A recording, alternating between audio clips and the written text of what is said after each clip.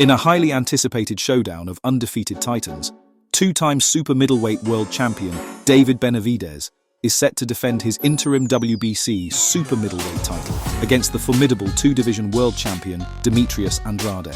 This clash of undefeated champions, each boasting an impressive undefeated record, is poised to be a defining moment in the super middleweight division, with the winner likely getting a big payday and a shot at the legendary Canelo Alvarez. There is everything to fight for.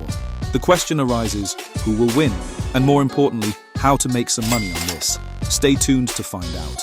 Andre is a proficient southpaw, an adept counterfighter. His unorthodox and unpredictable style can cause trouble for his opponents. He starts strong, but as fights progress, he tends to take a more calculated boxing approach, willing to outpoint opponents as the fight progresses. Andre's approach sometimes leaves him vulnerable to counters, particularly when he overreaches when closing the distance. Another tendency Benavidez may be able to take advantage of is his defense, where he tends to lean to the left with lowered hands. This could present an opportune target for a timed hook. Benavidez would be smart to throw a lot of right hooks to the body, hoping that he leans into one flush. Benavidez, on the other hand, embodies the essence of an aggressive counterpuncher. His walk-forward style has led some to criticize his footwork. His distance control is probably one of his biggest flaws, but it's also one of his strengths, compelling opponents into action.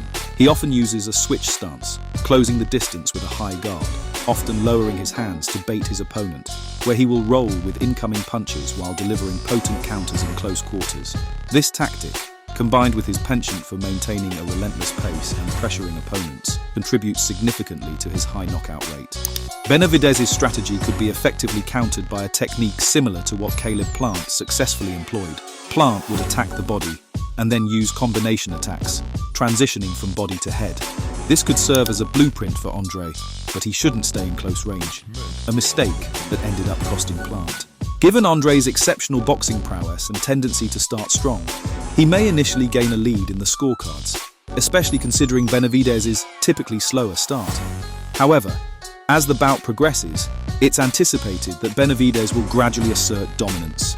This pattern mirrors his previous encounter with Plant. Consequently, for those considering live betting, it may be prudent to wait until the 4th or 5th round before placing bets on Benavidez.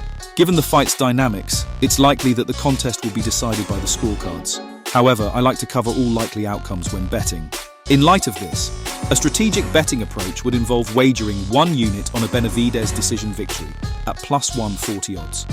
To hedge this bet, I'll also wager of 0.25 units on Benavidez, winning in rounds 7 to 12 at plus 600 odds. Additionally, for added caution, a minor bet on an Andre decision at plus 500 might be worth contemplating. Although Andre may need a dominate performance to secure a decision victory since Benavidez is the star. I hope this video has been useful, and good luck this weekend. Let's make some money, and please remember to gamble responsibly.